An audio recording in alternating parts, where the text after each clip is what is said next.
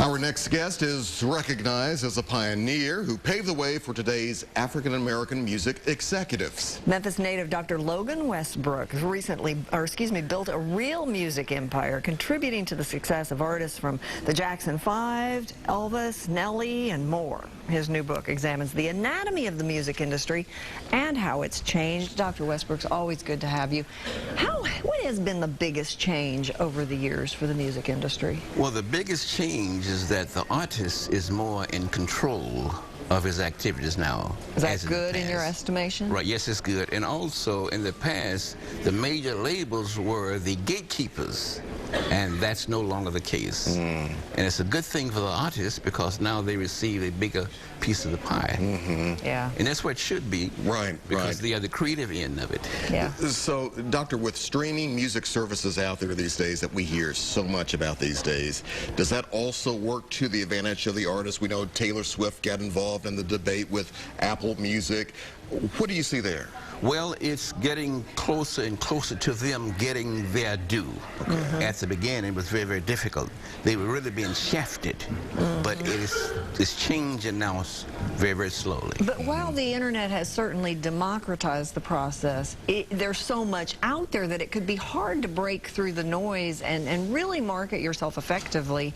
What advice do you give a young artist? Because you can't just put something out on the internet and expect people to naturally find it. You have to be able to promote effectively. Well, they have got to think in terms of a company or a business. Okay. Now, the various things that a record label did in the past, even though you are an independent artist, you've got to do exactly the same thing.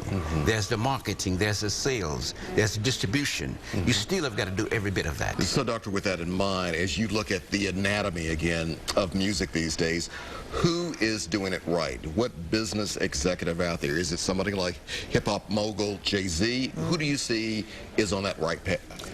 I would say that they are doing it right. They're doing it right because things are happening for them. Sales are increasing. They are generating more dollars. So they are doing it right.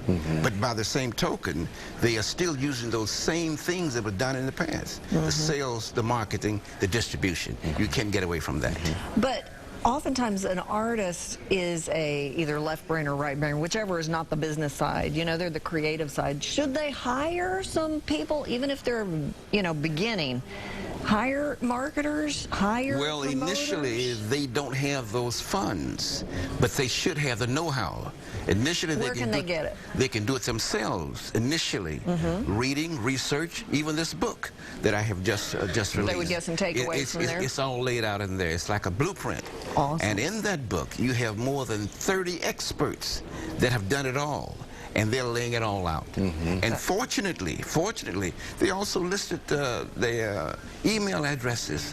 One can read this book, and if there's a question, they can contact that writer and really find out what's going on. That's awesome. Doctor, we have about a minute left here. How can this book be applied to what's going on in Memphis these days? A city known for its music history, especially from years ago, but to also make the city vibrant today. Is that too far of a stretch there? Can it happen?